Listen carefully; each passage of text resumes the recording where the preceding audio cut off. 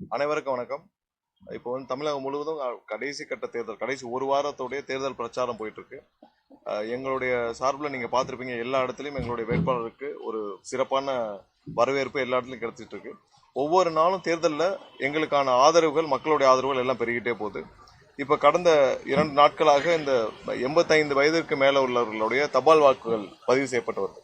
So அதில் நிறைய இடத்துல குளறுபடிகள் நடக்குதுன்னு எங்களுக்கு இன்ஃபர்மேஷன் வந்திருக்கு. எப்படின்னா, போற தபால் வாக்குகளை வாங்க போற ஊழியர்கள் வந்து அங்க இருக்கவங்க திமுகவிற்கும் திமுக சார்ந்த கட்சிகளுக்கும் அவங்களுடைய கூட்டணி கட்சிகளுக்கும் வாக்களிக்க வேணும்னா அங்க இருக்கவங்கள ஃபோர்ஸ் பண்றாங்கன்னு கேள்விப்படுறோம். எல்லாரும் நீங்க இவங்களுக்காக வாக்களிங்க அப்படின்னு சொல்லி ஃபோர்ஸ் பண்றாங்க. நிறைய பேர் வீடியோ எவிடன்ஸும் கொடுத்துருக்காங்க. அது சம்பந்தமாக கண்டிப்பா வந்து தேர்தல் ஆணையத்திட்ட புகார் பண்ணுவோம். எந்தெந்த ஊழியர்கள்லாம் இந்த மாதிரியான ஒரு தவறுகளை செய்யறாங்களோ அவங்கள அங்கேயே வந்து, ஏன்னா வீடியோ பதிவுகள் செஞ்சுதான் அவங்களுடைய வாக்குகளை பதிவு செய்யணும். அங்கங்க அந்தந்த இல்லத்துல வந்து எங்களுக்கு இவங்கெல்லாம் வந்து ஃபோர்ஸ் பண்ணி திமுகவிற்கு வாக்களிக்க வேண்டும் என்று சொல்றாங்கன்னு நிறைய செய்திகள் வருது. ஸோ இன்னைக்கு வந்து நிறைய இடத்துல எங்களுக்கு வீடியோ ஆதாரத்தோடு அது அனுப்பிச்சிருக்காங்க. ஸோ அந்த ஊழியர்கள் மேலாம் நாங்கள் புகார் அளிப்போம். கண்டிப்பாக தேர்தல் ஆணையம் அவங்க மேல நடவடிக்கை எடுக்கணும்னு கேட்டுக்கிறோம். ஸோ இதுக்கு சம்பந்தமான டீடைல்டு புகார் வந்து நாங்கள் விரைவில் இன்னும் நாளைக்குள்ள வந்து தேர்தல் ஆணையத்துக்கு அனுப்புவோம். ஸோ அடுத்ததாக பார்த்தீங்கன்னா, ஒவ்வொரு நாளும் இப்போ நேற்று கடைசியாக 2 எங்களுடைய தலைவருடைய பிரச்சாரத்தில் இந்த நிறைய போலீஸ் அதிகாரிகள் மாற்றப்பட்டிருக்காங்க. நீங்க எல்லாம் பார்த்துருப்பீங்க. டிஜிபி உட்பட பல போலீஸ் அதிகாரிகள் மாற்றப்பட்டிருக்காங்க. இந்த மாற்றத்திற்கு பிறகு திருச்சியிலும் சரி, கன்னியாகுமரியிலும் சரி, பாதுகாப்புகள் கண்டிப்பாக நல்லபடியாக இருந்துச்சு. ஸோ காவல்துறையால் இதுவரை செய்ய முடிந்த விஷயத்தை இந்த 2 இடத்துல மட்டும் கரெக்டாக செஞ்சிருக்காங்க. இனி வர்ற காலகட்டங்களில் அதே மாதிரியான ஒரு பாதுகாப்புகளை, ஏன்னா இது பெரும்பாலும் பொதுமக்களுக்கு தேவையான பாதுகாப்பு தான். ஏன்னா அவங்க தான் அதிக அளவில் கூட்டம் கூடுறாங்க. நிறைய இடத்துல அவங்களுக்கான பாதுகாப்புகள், அவங்களை ரெகுலேட் பண்ற வேலையை சிறப்பாக செய்யணும், காவல்துறை சிறப்பாக செய்யணும்னு கேட்டுக்கிறோம். ஏன்னா நிறைய இடத்துல இன்னும் அதை சரியாக அவங்க கடைபிடிக்கல. திருச்சியில் முறையாக செய்யப்பட்டது, கன்னியாகுமரியில் சரியாக செய்யப்பட்டது. ஸோ அது மாதிரியான பாதுகாப்புகளை அடுத்த வர்ற ஒரு வாரத்துக்கு எங்களுடைய தலைவருடைய பிரச்சாரத்துக்கு செய்ய வேண்டும் கேட்டுக்கிறோம். ஸோ இப்போ ஒரு ஆட்சி மாற்றத்துக்கான அறிகுறிகள் எல்லா இடத்துலையும் தென்பட ஆரம்பிச்சிருச்சு. அது எல்லா இடத்துலையும் நாங்களே கண்கூடா பொதுமக்கள் எல்லாரும் சொல்றதை கேட்கிறோம். எல்லா இடத்துலையும் சொல்றாங்க. கண்டிப்பா திமுக வந்து தோல்வி பயத்துல பல இடத்துங்கள்ல பணம் கொடுக்க ஆரம்பித்து விட்டார்கள். இந்த கடந்த 2 நாட்களாக எல்லாம் 1000 ரூபாய் 2000 ரூபாய் பணம் கொடுக்க ஆரம்பிச்சிருக்காங்க. நிறைய இடத்துல வந்து 8000 ரூபாய் கூப்பன்னு சொல்லி ஏமாத்துறாங்க. 8000 ரூபாய் கூப்பன்னு பொதுமக்களை ஏமாத்துறாங்க. ஸோ அந்த மாதிரி எந்த கூப்பனும் இப்போ வந்து இல்லாத பட்சத்தில் அவங்க வந்து கூப்பன் கொடுக்குறோம் அப்படின்னு சொல்லி பல இடங்கள்ல 8000 ரூபாய் கூப்பன் கொடுக்குறாங்க. மக்கள் எதுக்கும் செவிசாய்க்கு போவதில்லை. பெரிய அளவில் ஒரு மாற்றம் தென்பட ஆரம்பிச்சிருக்கு. கண்டிப்பாக அடுத்த ஒரு வாரம் முக்கியமான காலகட்டம். கண்டிப்பாக எங்களுடைய தலைவருடைய பிரச்சாரமும் ரொம்ப ஸ்மூத்தாக முடியணும். இந்த தபால் வாக்குகளை பதிவு செய்யும் பொழுது ஊழியர்கள் ஏதாவது தவறு செய்தால் பொதுமக்கள் அனைவரும் எங்களுக்கு அங்கங்கே இருக்கிற எங்களுடைய கட்சியினருக்கு அனுப்ப வேண்டும். கண்டிப்பாக அந்த புகாரில் அதையும் சேர்த்து நாங்கள் தலைமை தேர்தல் ஆணையத்துக்கு அனுப்புவோம். பணம் கொடுக்குறாங்கன்னு சொல்றீங்க, எல்லா பக்கமும் கொடுக்க ஆரம்பிச்சிட்டாங்கன்ற மாதிரி சொல்றீங்க. இப்போ திருப்பரங்குன்றத்தில் நீங்க களம் காணுறீங்க, அந்த பக்கம் நீங்க இந்த மாதிரி எதுவும் பார்த்தீங்களா? எதுவும் புகார் மாதிரி எதுவும் கொடுப்பீங்களா? திருப்பரங்குன்றத்தில் நிறைய இடத்துல இந்த 8000 ரூபாய் டோக்கன் கொடுத்துட்டு வராங்கன்னு கேள்விப்பட்டோம். 8000 ரூபாய்க்கு டோக்கன் வந்து ஏதோ எல்லா இதுக்கும் பொதுமக்கள் போறப்பே சொல்றாங்க, அவங்க என்ன டோக்கன் கொடுத்தாலும் என்ன பணம் கொடுத்தாலும் நாங்க வாங்கிட்டு உங்களுக்கு தான் ஓட்டு போடுவோன்றது வந்து பரவலாக பொதுமக்கள் சொல்றது. பட் இருந்தாலும் இதை சொல்ல வேண்டிய கட்டாயம் எங்கிட்ட இருக்கு. பொதுமக்கள் தெளிவா இருக்காங்க. என்னதான் பணம் கொடுத்தாலும் வாங்கிட்டு எங்களுக்கு தான் ஓட்டு போடுவோன்றதுல அவங்க தெளிவா இருக்காங்க. ஸோ போறப்ப நாங்க கேள்விப்படுறதுதான் நாங்க சொல்றோம். இல்ல, கண்டிப்பா இந்த இந்த இது தபால் வாக்குகள் சம்பந்தமாக நாங்கள் கண்டிப்பாக புகார் அளிப்போம். தபால் வாக்குகள் சம்பந்தமாக கண்டிப்பாக புகார் அளிப்போம். கூப்பன் வந்து திமுக வந்து எல்லா இடத்துலயும் கொடுக்குறாங்க. ஸோ அந்த கூப்பன் சம்பந்தமாகவும் நாங்கள் புகார். சார் நான் கேட்குறேன், இப்போ நீங்களும் படைபலத்தோட வந்து கேம்பெயின் பண்றீங்க, அவங்க வந்து உங்க லைன்ல வரப்போறது இல்லை. நீங்களும் ஒரே தொகுதி, அவங்களும் அதே தொகுதியில தான் சுத்துறாங்கன்றப்ப அதை நீங்க ஆதாரத்தோட நிரூபிக்கிறதுக்கு வாய்ப்பு இருக்கும்.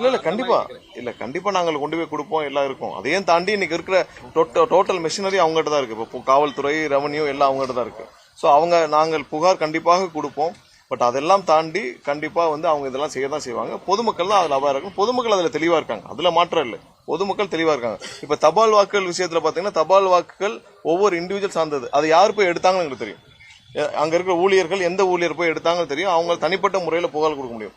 இந்த மாதிரி டோக்கன்கள் வந்து தமிழ்நாட்டில் எப்பயுமே டோக்கன்கள், பண சப்ளை இதெல்லாம் நடந்துட்டு தான் இருக்கும். அதை மீறி எப்படி 2011 எத்தனை கோடி கொட்டி கொடுத்தாலும் மக்கள் மாத்தி வாக்கு போட்டாங்கல்ல. திமுக வந்து எதிர்கட்சி வரிசையில் கூட இல்லாம போச்சு. அதே மாதிரி தான் இப்பவும் ஏற்படும். அதனால எடப்பாடி தொகுதியில வேட்பாளர் வந்து என்ன செய்ய போறீங்க? யாருக்கு ஆதரவு கொடுக்கலான்னு? யாருக்கும் ஆதரவுலாம் கொடுக்க முடியாது. யாருக்கு எதுக்கு ஆதரவு? அது அவ்வளோதான், கடந்து போக முடியும், வேற ஏதாவது. விஜய்க்கு வந்து நிர்வாக திறமை இருக்கிறதா, அவங்க கட்சி தொண்டரையோ அல்ல ரசிகர்களையோ கட்டுப்படுத்த முடியாதுன்னு சொல்லி கார்த்திக் சிதம்பரம் இல்லை, கார்த்திக் சிதம்பரம் வந்து அந்த ஒரு குடும்பத்திற்காக அவருக்கு ஒரு ராஜ்யசபா சீட்டுக்காக மொத்த காங்கிரஸையும் கொண்டு போய் திமுக அடமானம் வச்சவர் சிதம்பரம். இன்னைக்கு அவருக்கு ஒரு ராஜ்யசபா சீட்டுக்காக தான் இன்னைக்கு மொத்தமாக கொண்டு போய் மொத்த காங்கிரஸையும் கொண்டு போய் திமுக அடமானம் வச்சிருக்காரு. தனியாக நின்னால் அவருக்கு எந்த மக்கள் செல்வாக்கும் கார்த்திக் சிதம்பரத்துக்கோ இல்லை அவங்க அப்பா சிதம்பரத்திற்கோ எந்த மக்கள் செல்வாக்கும் கிடையாது. அந்த மொத்த காங்கிரஸ் அவருடைய மொத்த பொலிட்டிக்கல் லைஃப்லையும் மொத்த பொலிட்டிக்கல் கரியர்லையும் அவருக்குன்னு தனிப்பட்ட மக்கள் செல்வாக்கு எப்பயும் கிடையாது. அவர் வந்து இன்னைக்கு அவருக்கு ஒரு ராஜ்யசபா சீட்டு வேண்டிருக்கா, மொத்தமாக அடமாச்சிருக்காரு. அவருக்கு என்ன நிர்வாகத்திறன் இருக்கு?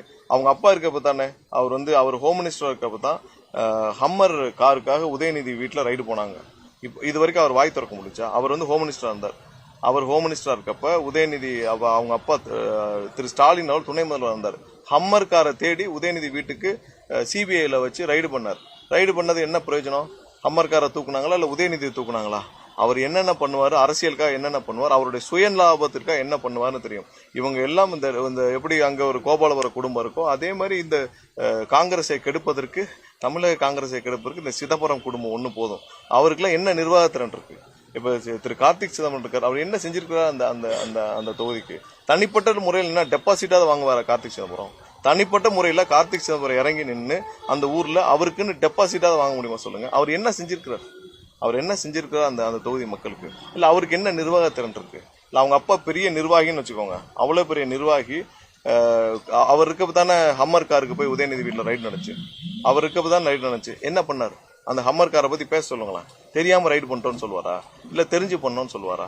அவர்லாம் வந்து பேசுறதுக்கு எந்த தகுதியும் கிடையாது. அவருக்கான ராஜ்யசபா சீட்டுக்கு மட்டும்தான் காங்கிரஸை கொண்டு போய் இன்னைக்கு திமுக அடமானம் வச்சாங்க, வேற எதுவும் இல்லை. வேற ஏதாவது கொஸ்டின் தான். ஒவ்வொரு முறையும் வந்து தலைவரோட பிரச்சார வாகனம் பின்னாடி பின்தொடர்ந்து இந்த வாகனத்துல வந்து விழுகிறது தொடர்கதையாவே இருக்கு. இது காவல்துறையினர் என்னதான் தடுத்தாலுமே தொண்டர்களுக்கு கொஞ்சம் அரசியல் இதுல ஒரு காவலர் ஒருத்தர் கூட பாடிகார்டு வந்து எட்டி மிதிக்கிற மாதிரி காட்சிகள்லாம் வெளியேறுது. இல்லை என்னன்னா, அது நாங்கள் எங்களுடைய கூட இருக்கிற இந்த செக்யூரிட்டிஸ்க்கெல்லாம் நாங்கள் தொடர்ந்து அறிவுறுத்திட்டே வரோம். ஏன்னா நீங்கள் வந்து நடக்கணும். அவங்களும் ஒரு ஸ்டேஜில் ஒரு ப்ரெஷர்ட் ஆகிறாங்க.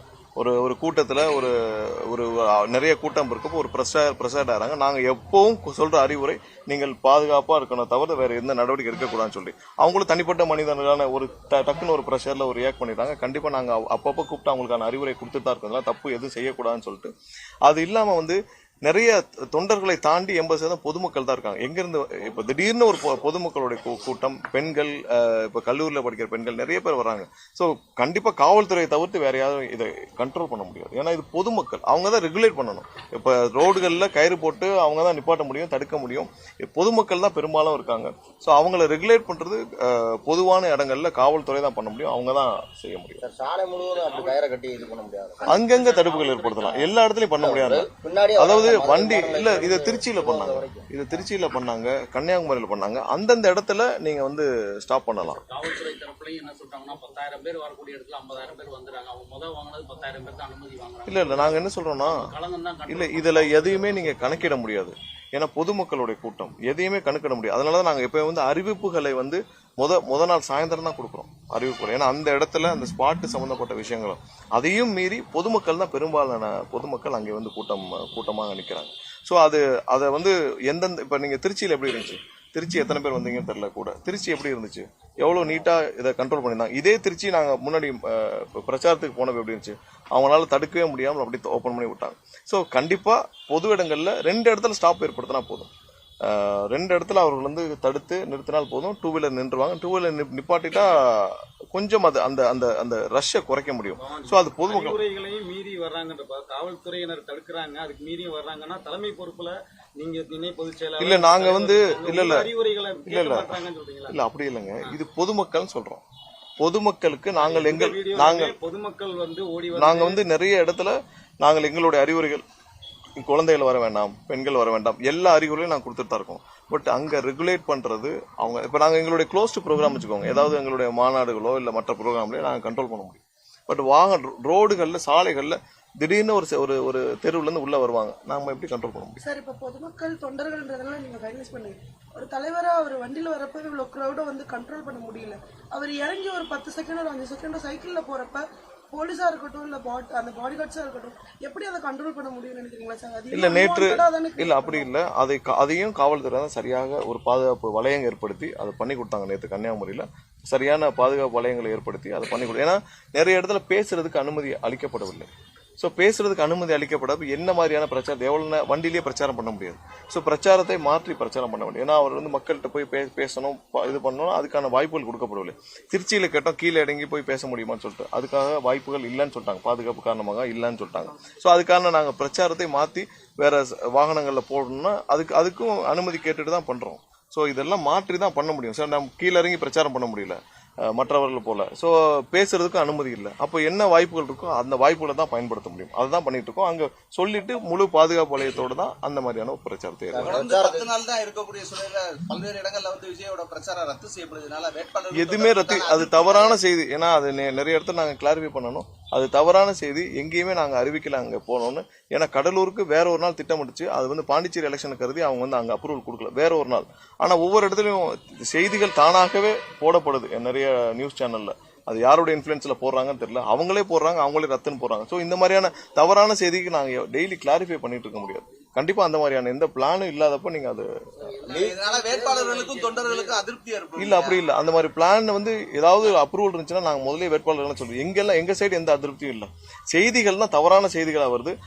அதை வந்து அவங்களே வந்து இல்ல ரத்து செய்யப்பட்டதான்னு போடுறாங்க. இப்ப நேத்தே வந்து கன்னியாகுமரி கிளம்பி போயிட்டு இருக்கப்ப ரத்து செய்யப்பட்டது நிறைய செய்திகள் வந்திருக்கு.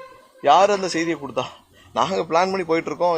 அதுதான் குழப்பத்தை ஏற்படுத்துது. அதாவது செய்தி நிறுவனங்களுக்கு யாரோ ஃபீட் கொடுக்குறாங்க, பெண் நிறுவனம் மாதிரி யாரோ ஃபீட் கொடுக்குறாங்க.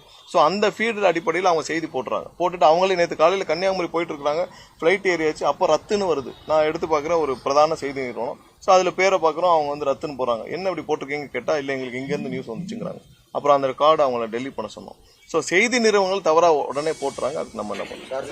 லீவ் விட்டு பிரச்சாரம் மேற்கொள்றீங்க அப்படின்னு பெயர் குறிப்பிடாம உதயநிதி விமர்சனம். இல்லை, உதயநிதியும் அவங்க அப்பாவும் பிரச்சாரம் எப்படி பண்ணுறாங்கன்னு உங்களுக்கு தெரியும். உதயநிதி என்ன செஞ்சார் 5 வருஷம், அதாவது மழை நேரங்களில் சென்னை முழுவதும் மழை நிறைஞ்சிருச்சு.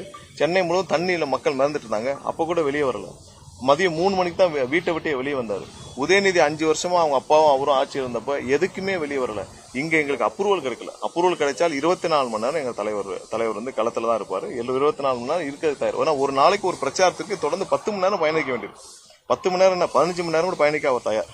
காலையில ஆரம்பிச்சு நைட் வரைக்கும் கூட பயணிக்க அவர் தயார். ரோட்ஸ் அப்ப சாலையிலயோ இல்ல நடந்தோ எப்படி வேணாலும் பயணிக்க தயார். ஏன்னா ஒரு ப்ரோக்ராமுக்கு, இந்த குழந்தைகளோட இருக்க ப்ரோக்ராமுக்கு 13 நேரம் நின்றுட்டே அந்த குழந்தைகள்கிட்ட பேசிட்டு போனாரு. ஸோ அதுல எந்த தயக்கமும் இல்லை. உதயநிதிலாம் வந்து என்ன பேசினாலும் எடுபடலாம் மக்களுக்கு. இன்னைக்கு அவங்க வந்து என்ன திட்டத்தை சொல்ல முடியுமா? சொல்ல முடியாது. மொத்த மக்களும் இன்னைக்கு திமுக மேல கடும் அதிருப்தி இருக்காங்க. கடைசியா பணத்தை கொடுப்பாங்க. பணத்தை கொடுத்தாலும் மக்கள் இன்னைக்கு ஏற்றுக்கொள்ள போறதில்லை. அதனால மக்கள் வந்து இன்னைக்கு திமுகவை தூர போட்டாங்க. அதிமுக களத்திலேயே இல்லை. கண்டிப்பாக பெரும்பாலான எங்களுடைய வேட்பாளர்கள் இந்த தேர்தலில் 180 சீட்டுக்கு மேல் வெற்றி பெறணும். எந்த மாற்றுக்கும் பரப்புரைக்கு சொல்லும் விஜய் வந்து பாதுகாப்பா இருக்கணும், அதிகமா அவர் பேசணும்னு சொல்லி அண்ணாமலை சொல்லியிருக்காரு. பரப்புரையில பேசணும், லேட்டா பேச முடியாது. இல்ல, பேசுறதுக்கு அனுமதி இருந்தா கண்டிப்பா பேசியிருப்போம். பேசுறதுக்கு அனுமதி இல்லையே, இல்லாதப்ப எப்படி பேச முடியும்? அரசியல் என்பது வாகனத்துல இருந்து கை காட்டுறது இல்ல, வெயில்ல இறங்கி எந்த அளவுக்கு நிக்கிறாரோ அவங்க மக்கள் கூட இருப்பான்னு சொல்லி அண்ணாமலை சொல்லியிருக்காரு. அதாவது அண்ணாமலை வந்து ஒரு விஷயத்துக்கு மட்டும் விளக்கம் கொடுக்கட்டும். தற்கூரி பழனிசாமின்னு சொன்னார். உண்மையா இல்லையா? தவழ்ந்து காலில் விழுந்த பழனிசாமின்னு சொன்னார். பழனிசாமி கூட கூட்டணி வைக்கிறதுக்கா நான் வந்து இந்த வேலையில் இருக்கேன், அதுக்கு நான் வந்து அந்த பதவி வெங்காயம் மாதிரி அப்படின்னாரு. அவர் தானே சொன்னாரு அந்த பதவி வெங்காயம் மாதிரி, நான் ஒன்றும் இங்கே மேனேஜர் இல்லை, நான் கட்சியை வளர்க்க வந்தேன் அப்படின்னாரு.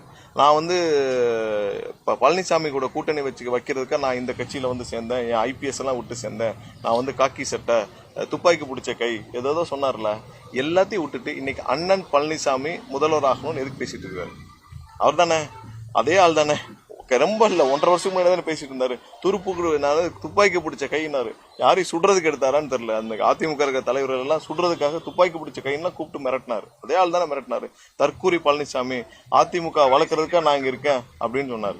அவர் இன்னைக்கு எல்லாத்தையும் ஒரே செகண்ட் தூக்கி வச்சுட்டு நான் வந்து ஏடிஎம்கே ஃபைல்ஸை வெளியிடுவேனாரு. இப்போ ஃபைல்ஸ் ரெடி பண்ணி வச்சிருக்காரான்னு கேளுங்க. பார்த்தீங்கன்னா அடுத்து கேளுங்க. ஏடிஎம்கே ஃபைல்ஸ் எல்லாம் ரெடி பண்ணி வச்சிருக்காரு. ஏடிஎம்கே ஃபைல்ஸ் கண்டிப்பா வெளியிடுவேனாரு. இங்க இருக்கிற அதிமுக தலைவர் எவ்வளவு கொள்ளையடிச்சாங்கன்னு எனக்கு தெரியும். அந்த ஃபைல்ஸ் எல்லாம் வெளியிடுவேனாரு. டிஎம்கே ஃபைல்ஸே அவர் வந்து கொண்டு போய் கொடுத்தது கவர்னர் மாளிகையில பெட்டியில இருக்கு. ட்ரங்க் பெட்டியில போய் கொடுத்தாரு. அந்த ட்ரங்க் பெட்டியே சும்மா இருக்கு. இன்னும் ஏடிஎம்கே ஃபைல்ஸையும் வச்சிருக்காரு. இவரெல்லாம் வந்து அன்னைக்கே சொன்னோம் 420 மலைன்னு. கண்டிப்பா இவர் சொல்றதெல்லாம் பொய், இவரை நம்பாதீங்கன்னு நான் தான் முதல்ல சொன்னேன். கண்டிப்பா அவர் சொல்றதெல்லாம் பொய் தான். அவர் எதையும் அவர் சொல்றது எது நாளைக்கே ஒரு 2 நாள் ஒரு வாரம் கழிச்சு பாருங்க அப்படியே மாத்தி பேசுவாரு. தேர்தல் அறிக்கையில எல்லா கட்சியும் உங்களுடைய அறிக்கையை வந்து ஒரே தடவை வெளியிட்டு பிரஸ் ரிலீஸ் கொடுப்பாங்க. தாவேக்கால மட்டும் அப்பப்போ எல்லா கட்சியும் ஃபாலோ பண்ற நடைமுறையை நாங்க ஃபாலோ பண்றது யுக்தி இல்ல, அப்படி கிடையாதுங்க. என்னென்ன மாதிரியான மக்கள் ஒவ்வொரு பெண்களுக்கு தேவையானது தனியாக அதுல எங்களுடைய யுக்தியில நாங்க ஒவ்வொரு செக்மெண்ட் ஆஃப் பீப்புளுக்கும் ஒவ்வொரு தரப்பு மக்களுக்கும் தேவையான மாதிரி அந்தந்த தேர்தல் அறிக்கையை கொடுக்கணும்னு நினைக்கிறோம். கண்டிப்பா விரைவில் அடுத்தடுத்த கட்டமாக முழு தேர்தல் அறிக்கை இன்னும் ஒரு வாரத்துக்குள்ள எல்லாமே வெளியிடும். விஜய் எப்ப மதுரை வராரு சார் பிரச்சாரம்? இல்ல, பிரச்சாரத்துக்கு நாங்க 2 தடவை அனுமதி கேட்டோம். அதுல ஒரு சில இடங்கள்ல கன்ஃபார்ம் ஆகல. ஏன்னா நாங்க தேதி அதனால குறிப்பிட முடியலன்னு சொன்னோம். நாங்க தேதி கொடுக்கணும். சமூக வலைதளங்களில் பரவி என்னங்க 17 வர 17, 16 அனுமதி. இல்ல அதுக்குதான் நாங்க இன்னும் தேதிகள் நாங்க சொல்ல வேண்டாம்னு பாக்குறோம். சோ அனுமதி கிடைச்சிச்சுன்னா கண்டிப்பா வரணும். சார், இப்ப ஜனநாயகன் படம் வந்து ஆன்லைன்ல ரிலீஸ் ஆகி ஒரு சர்ச்சை ஏற்பட்டிருக்கு. மேலும் வந்து அதனால ஏற்பட்ட நஷ்டத்தை அறிக்கிறதுக்காக மீண்டும் வந்து ஒரு படம் நடிச்சிருப்பாரு. இல்ல, அது ரொம்ப நிறைய தவறான தகவல் வருது. அது சம்பந்தமாக அந்த ப்ரொடக்ஷன் தரப்புல இருந்து புகார் அளிச்சிருக்காங்க. அதுல ஒரு சில பேர் கைது செய்யப்பட்டிருக்காங்க. அது எங்க இருந்து எவ்வளவு தூரம் இது யார் ரிலீஸ் பண்ணான்னு உங்களுக்கு எல்லாருக்குமே தெரியும். எப்படி இது வெளியே வந்துச்சுன்னு தெரியும். என்ன காரணம் தெரியும். கண்டிப்பா எவ்வளவு சோதனைகள் வந்தாலும் எவ்வளவு பிரச்சனைகள் வந்தாலும் இன்னும் கடுமையான பிரச்சனைகள் இவ்வளவு பிரச்சனைகளையும் தாண்டி ஒருத்தர் களத்தில் இருக்காருன்னா எங்களுடைய தலைவர் மட்டும்தான். கண்டிப்பா இன்னும் இந்த கட்டத்தை தான் தாண்டுவோம். இன்னும் ஒரு 10 நாள் தான் இருக்கு. அதுக்கு மக்கள் தீர்ப்பளிப்பாங்கன்னு நம்புறோம். வெளியானது காரணம் இல்ல, இது வரைக்கும் நடக்காத ஒண்ணு இப்ப திடீர்னு நடக்கிறதுக்கு காரணம் என்ன? இது வரைக்கும் இந்த மாதிரி ஒண்ணு நடந்ததே கிடையாது. ரொம்ப செக்யூர்டா இருக்கிற ஒரு ப்ரொடக்ஷன் ஸ்பேஸ். இது வரைக்கும் இவ்வளவு செக்யூர்டா இருந்த ப்ரொடக்ஷன் ஸ்பேஸ்ல இப்ப தேர்தலுக்கு 2 நாளைக்கு முன்னாடி நடக்கிறதுக்கு காரணம் என்ன? இது எதை நோக்கி இதை அவங்க கொண்டு போறாங்க? ஸோ இது மேலும் மேலும் மன உளைச்சலையும் ஒரு ப்ரெஷரையும் ஒரு அழுத்தத்தையும் மேலும் மன உளைச்சலையும் ஒரு நஷ்டத்தையும் ஒரு கடுமையான இதையும் கொடுக்கறதுக்கு தானே காரணமா இருக்கும். உங்களுக்கு நம்பிக்கை இருந்தா சிபிஐக்கு போங்க அப்படின்னு 6 பேருக்கு மேல அரெஸ்ட் பண்ணிருக்காங்கல்ல இந்த கேஸ். ஆமா, அரெஸ்ட் பண்ணிருக்காங்க. அவங்க ப்ரொடக்ஷன் தரப்புல இருந்து விளக்கம் கொடுப்பாங்க என்ன நடக்குன்னு சொல்லிட்டு. ஸோ அது இன்வெஸ்டிகேஷன் இருக்கு. கண்டிப்பா இது வந்து அரசியல் காரணங்களுக்காக தான் நாங்க நம்புறோம். கொடுக்கப்பட்டதா தான் நாங்க நம்புறோம். அதான் சார், உங்களுக்கு நம்பிக்கை இருந்தா சிபிஐக்கு போங்க அப்படின்றாங்க. இல்ல, அது ப்ரொடக்ஷன் தரப்புல சிபிஐக்கு நாடலாம் அப்படின்னு. இல்ல, ப்ரொடக்ஷன் தரப்புல தான் அது போகணும். இதுல அவருக்கு எல்லாமே தெரிஞ்சிருக்கும். அண்ணாமலைக்கு தெரியாம இந்தியாவில் எதுவுமே நடக்காது. அவருக்கு எல்லாமே தெரிஞ்சிருக்கும். பார்ப்போம். அதிமுக ஆட்சி அமைந்தோட வந்து நீதிமன்ற ஆணையப்படி திருப்பரங்குன்றம் மலையில தீபம் ஏற்றப்படும் சொல்லி அதிமுக ராஜன் செல்லப்பா பிரச்சாரம் பண்ணுறாங்க. இல்ல, அவர் வந்து ராஜன் செல்லப்பா அவர் வந்து 5 வருஷம் தீபத்திரன்னு சொல்லியிருக்காரு. அவர் வந்து 5 வருஷமா இந்த தொகுதியில் இருக்கிறார். 5 வருஷமா நான் போற இடத்துல கேட்கிறேன், என் தொகுதிக்குள்ளேயே வரல. அவர் இங்கதான் இருக்கார். நான் எனக்கு ரொம்ப சந்தேகமா போச்சு. அவர் வீடே இங்கதான் அந்த தொகுதியில தான் இருக்கான்னு சொல்லிட்டு 5 வருஷமா இங்கதான் இருக்க. இந்த தொகுதியில எதுவுமே செய்யல. இந்த மக்களுக்கு வந்து அடிப்படை வசதிகள் எதுவுமே இல்லை. அதாவது ஒரு சாலை இல்ல, குடிநீர் இல்ல, கழிவுநீர் கால்வாய்கள் இல்ல. ஏன் திருப்பரங்குன்றம் சுத்தி எங்கேயுமே வந்து பொது கழிப்பிடங்கள் இல்லை. பொது கழிப்பிடங்களே கிடையாது. நீங்க போய் பாத்தீங்கன்னா தெரியும். அந்த மக்களுடைய பிரதான கோரிக்கை பொது கழிப்பிடம் தான். எதுவுமே செய்யாம இப்ப வந்து ஏதாவது சொல்லி மக்களை ஏமாத்திருக்காரு. அதாவது என்னைக்குமே பிரிவினையை நோக்கி இவர்கள் வந்து என்னைக்கு பாரதிய ஜனதா கட்சியோட சேர்ந்தாங்களோ இந்த அதிமுக, அன்னைக்கே இவங்களுடைய தனித்துவத்தை இழந்துட்டாங்க. இவங்களுக்குன்னு ஒரு இப்ப அம்மா இருந்தா எப்படி ரியாக்ட் பண்ணிருப்பாங்க, அம்மா இருந்தா என்ன செஞ்சிருப்பாங்களோ அதெல்லாம் விட்டுட்டு இன்னைக்கு மோடி இருந்தா என்ன செய்வாங்களோ அதை நினைச்சு பண்ணிட்டு இருக்காங்க. அதனாலதான் இவர்கள் வந்து இன்னைக்கு பெரும்பாலான இடத்துல அதிமுக 3வது இடத்துக்கு போனதோடைய காரணமே வந்து இந்த தலைவர்கள் தான். இவங்க வந்து அம்மாவை மறந்து புரட்சி தலைவரை மறந்து இன்னைக்கு எல்லாம் வந்து மோடியையும் அமித்ஷாவையும் தலைவர்களா ஏத்துக்கொண்டு அவங்க என்ன சொல்றாங்களோ அவங்க அஜெண்டாக்குள்ள போயிட்டாங்க. அவங்க எல்லாருக்குமே தெரியும். இன்னைக்கு அதிமுக எல்லா தலைவர்களுமே தெரியும். அவர்கள் எப்படி வந்தாலும் இந்த தேர்தலுக்கு அப்புறம் அவங்களுடைய பொதுச் செயலாளர் யாருன்னு முடிவு செய்யறது டெல்லியா தான் இருக்கும். அவங்க எல்லாருக்குமே தெரியும். அவங்களுக்கே தெரியும் இந்த கட்சியில இதுக்கப்புறம் இதோடைய பொதுச் செயலாளர் யாராக இருப்பாருன்னு, அந்த கட்சியோட நிலைமை என்ன ஆகும்னு சொல்லிட்டு அதுக்கே இப்ப நிறைய பேர் போட்டி போட்டிருக்காங்க. அதிமுக இருக்கிற 2ஆம் கட்ட தலைவர்கள் நிறைய பேர் அவர்கள் பொதுச் செயலாளர் ஆகணும்னு இப்பயே டெல்லியை அணுக ஆரம்பிச்சிட்டாங்கன்னு தான் எங்களுக்கு வந்து தகவல். இப்பயே நான் எங்களை பொதுச் செயலாளராக்குங்க, நாங்கள் உங்களிடம் இணக்கமாக இருக்கிறோம்னு சொல்லிட்டு. ஸோ அந்த கட்சியோட நிலைமை தெரிஞ்சுதான் எல்லாரும் வந்து இன்னைக்கு பாரதிய ஜனதா கட்சி என்ன பேசணுமோ அதை வந்து திருப்பரங்குன்றம் வேட்பாளர் ராஜன் செல்வா பேசிட்டு இருக்காரு. முதல்ல மக்களுக்கு என்ன தேவையோ அதை பேசட்டும். அப்புறம் வந்து மற்றதெல்லாம் வந்து மக்கள் பார்த்துப்பாங்க. ஏடிஎம்கே என்ன கிளைம் பண்றாங்கன்னா, நாங்க பிஜேபியோட தானே அலைன்ஸ் வச்சிருக்கோம், நாங்க வந்து பாகிஸ்தானோட அலைன்ஸ் வைக்கல. இல்ல நீங்க ஏன் அதே ரிப்பீட்? அப்புறம் ஏன் பிஜேபி கூட அலையன்ஸை நீங்க பிரேக் பண்ணீங்க? இதே 2023 நீங்க தானே பிஜேபி கூட இப்பயும் கிடையாது, எப்பயும் கிடையாது, சிறுபான்மை மக்கள் எங்களை நம்ப வேண்டும், 24லும் கிடையாது, இப்பவும் கிடையாது, எப்பவும் கிடையாது, இதை தானே எல்லா இடத்துலையும் சொன்னாங்க. நான் பிஜேபியால தான் நாங்கள் தோற்றோம், அதையும் சொன்னாங்க. அதை சொல்லாத ஒரு தலைவர் சொல்லுங்க. அப்புறம் எதுக்கு நீங்க இருக்கிற கூட்டணியை நீங்க பிரேக் பண்ணீங்க? அப்போ அன்னைக்கு மட்டும் உங்களுக்கு அது வந்து பாகிஸ்தானா தெரிஞ்சு இன்னைக்கு வந்து ஒன்னா தெரியுதா? நீங்கள் எதனால தோத்தீங்கன்னு எல்லா தலைவர்களும் சொன்னாங்க. எங்களுக்கு பிஜேபி தான் சுமை, அந்த சுமையை ஏத்தனால தான் நாங்கள் வந்து அந்த கடந்த 2021 தேர்தலில் நாங்கள் படுதோல்வி அடைஞ்சோம்னு சொல்லி சொன்னாங்க. அப்போ திரும்ப படுதோல்விக்கு தயாரானது காரணம் அவர்களை காப்பாற்றிக் கொள்ளத்தான். இன்னைக்கு அவங்களுக்கு தெரியும் எந்த இடத்துலையும் ஜெயிக்க மாட்டோம். அதிமுக எங்கேயாவது ஜெயிக்குமா? எங்கேயுமே ஜெயிக்காது. அவங்களுக்கு தெரியும் சென்னை சுற்றி இருக்கிற 58 இடங்கள், டெல்டாவில் சவுத்தில் கம்ப்ளீட்டாக அதிமுக ஒரு இடம் கூட கிடையாதுன்னு அவங்களுக்கு தெரியும். 135 இடங்கள் அவங்க ஆல்ரெடி இல்லை, மைனஸ். அது அவங்களுக்கு தெரியும். தெரிஞ்சும் ஏன் திரும்ப பாரதிய ஜனதா கட்சி கூட கூட்டணி வச்சாங்க? தெரிஞ்சும் வச்சாங்கன்னா அவங்களுக்கு தெரியும் அவங்களை காப்பாற்றிக்கிறதுக்கு வேறு வழியே இல்லை. பாஜக அதிமுக கூட்டணி இருக்கும்போது ஜனவரி 20க்கு அப்புறம் எய்ம்ஸ் மருத்துவமனை வந்து ஓப்பன் ஆயிரும் அப்படின்னு சொன்னாங்க. ஆனால் திமுக தரப்புல இருந்து எய்ம்ஸ் மருத்துவமனை கட்டியே முடிக்கல அப்படின்றாங்க. தாவேகா தரப்புல நீங்க எப்படி பாக்குறீங்க? ஆனால் கட்டுமான வேலைகள் இல்லை, இதுக்கு 2 பேரும் தான் காரணம். இப்போ 5 வருஷமா திமுக இருக்காங்க. 5 வருஷமா திமுகவும் அதை எந்த வேலையும் பண்ணல. இவங்க எந்த முன்னெடுப்பும் செய்யல. இவங்க பிரதமர் எத்தனை தடவை வந்தாரு? பிரதமர் ஒரு சின்ன லெட்டராவது கொடுத்துருக்கலாமே, இந்த கட்டடத்தை கட்டுங்கன்னு சொல்லிட்டு. அவங்களும் செய்யல. அதிமுக வந்து இதெல்லாம் அவங்க போய் கேட்கவே முடியாதுங்க. அவங்களே போய் மோடி கிட்ட போய் அவங்களுக்கு சீட்டு வேணுன்றதுக்கே மோடி கிட்ட போய் கேட்டுட்டு இருக்காங்க. இப்போ அதிமுக யார் யாருக்கு சீட்டு வேணும்னு எல்லாருமே டெல்லியில போய் லாபி பண்றாங்க, டெல்லியில போய் கேட்கறாங்க. அவங்க போய் எங்கிட்ட மக்களை பத்தி பேச போறாங்க.